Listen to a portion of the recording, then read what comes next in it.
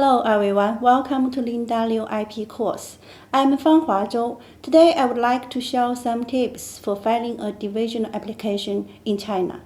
In Chinese practice, a divisional application can be filed as long as the initial application is pending. To be specific, if the initial application is granted, the deadline to file a divisional application is within 2 months after receiving the notification of grant for the initial application, regardless of whether the patent right is registered or not.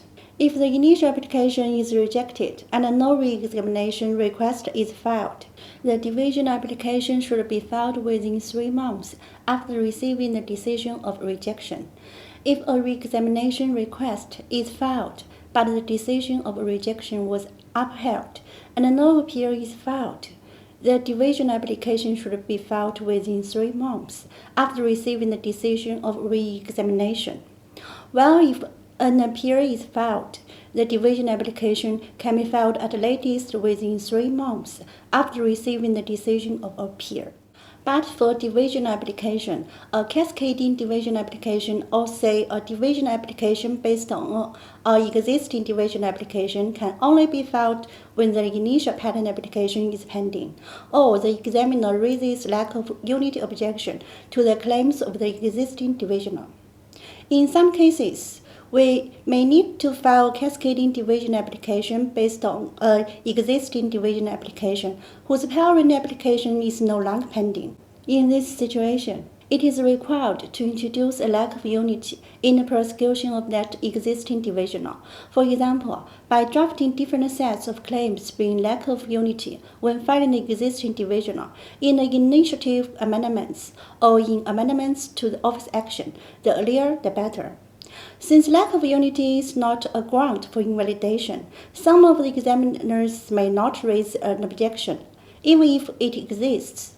So in practice, it is not easy to introduce the lack of unity, although we successfully did in some cases. In addition, the claims of a division application do not have to stick to any version of the claims of its original parent application, but can be drafted as needed based on the original disclosure of the parent application.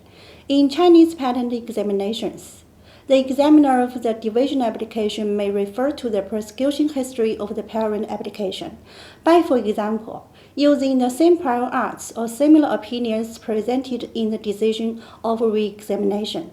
So a response to the notification of re-examination is not always suggested if the decision of rejection of a patent application is likely to be upheld.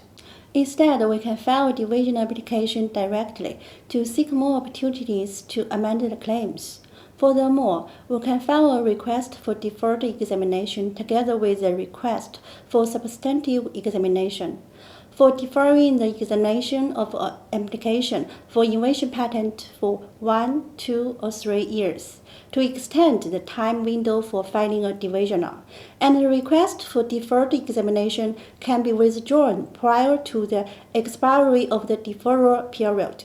That wraps up our session today. I hope this gives you a clearer picture of division application strategies in China.